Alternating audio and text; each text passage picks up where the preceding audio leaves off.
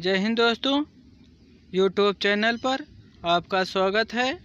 MKY Hindi short hand पर matter जो बोले जाते हैं वो मैटर हैं योजना, लेखक, आध्यात्मिक, कुरुक्षेत्र, कहानी, निबंध, जीवनी, ये सारे सब मैटर बोले जाते हैं। मैटर दो ठीक बोला जाता है। मैटर पहला मैटर को हिंदी बनवाई जाती है। हिंदी में खुद को चेक करता हूँ कितना किसका वर्ड गलत है, और दूसरा मैटर रनिंग करवाया जाता है। रनिंग करवाने के बाद एक एक लोग से बारी बारी से पढ़वाया जाता है। इसकी जो फीस है 500 रुपये। अगर आप इस नंबर पर संपर्क करना चाहते हैं, मैसेज करके या कॉल करके आप पूछ सकते हैं। 8172882331। आप इस नंबर पर संपर्क कर सकते हैं। डिक्टेशन शुरू होगी 5 सेकेंड बाद।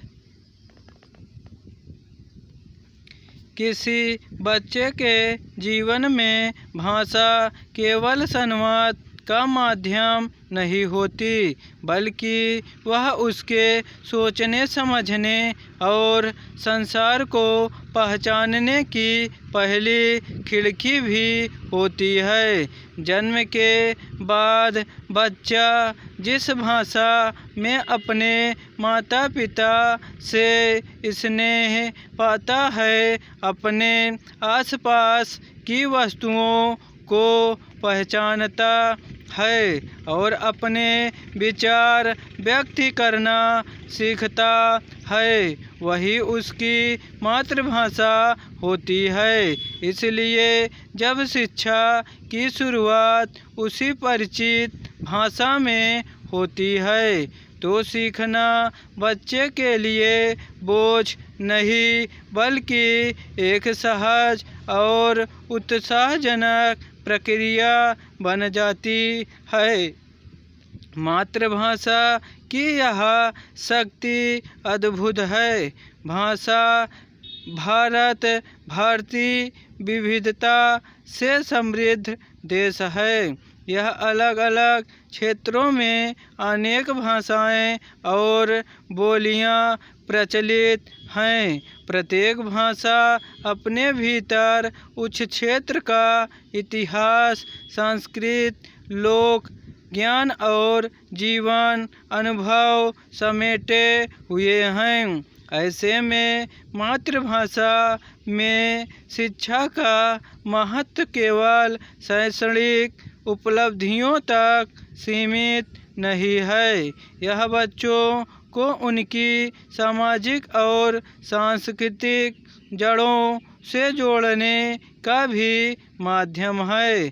प्रारंभिक कक्षाओं में बच्चे के सामने दोहरी चुनौती होती है। उसे एक और नए विकास और नई अवधारणाएं समझनी होती है।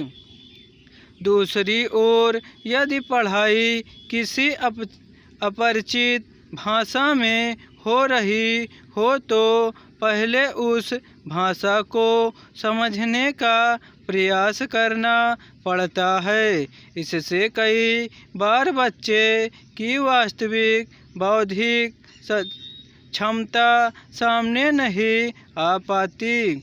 वह विषय को समझने के बजाय शब्दों और उनके अर्थ याद करने में उलझ जाता है। इसके विपरीत परिचित भाषा में पढ़ाए जाने पर वह प्रश्न पूछने, उदाहरण देने और अनुभवों को पाठ से जोड़ने में अधिक सहज महसूस करता है। सरकारी नीतियों में ऐसे गंभीरता से लेने की ज़रूरत है। मातृभाषा में शिक्षा का सबसे बड़ा लाभ अवधारणाओं की स्पष्ट समझ है।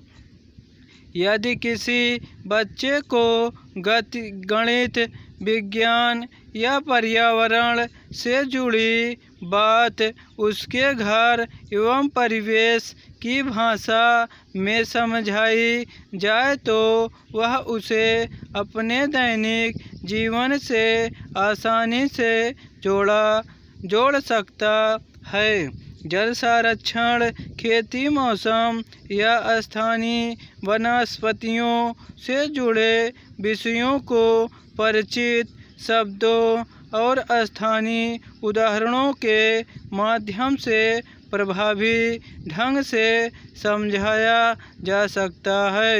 ऐसी शिक्षा केवल परीक्षा के लिए याद की गई जानकारी नहीं होती, बल्कि लंबे समय तक स्मृति में रहने वाला ज्ञान बन जाती है। भाषा का आत्मविश्वास से भी गहरा संबंध है। यह चिंता की बात है कि कई बच्चे केवल इसलिए कक्षा में प्रश्न नहीं पूछते क्योंकि वे शिक्षण की भाषा में स्वयं को सहजता से व्यक्त नहीं कर पाते। यह झिझक उनके आत्मविश्वास को प्रभावित करने लगती है। कभी कभी भाषा की कमजोरी को ज्ञान की कमी समझ लिया जाता है, जबकि दोनों अलग अलग बातें हैं। मातृभाषा में अपनी बात रखने का अवसर मिलने पर बच्चा अधिक सक्रिय होकर कक्षा की गतिविधियों में भाग लेता है। उसे यह अनुभव होता है कि उसकी भाषा और उसके विचारों का भी सम्मान है। ऐसे में मातृभाषा में शिक्षा की पहल महत्वपूर्ण है।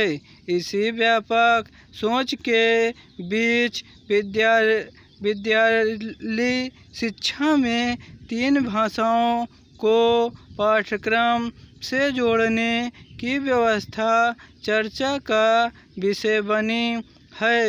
राष्ट्रीय शिक्षा नीति और राष्ट्रीय पाठ्यचर्या रूपरेखा के अनुरूप केंद्रीय माध्यमिक शिक्षा बोर्ड CBSI ने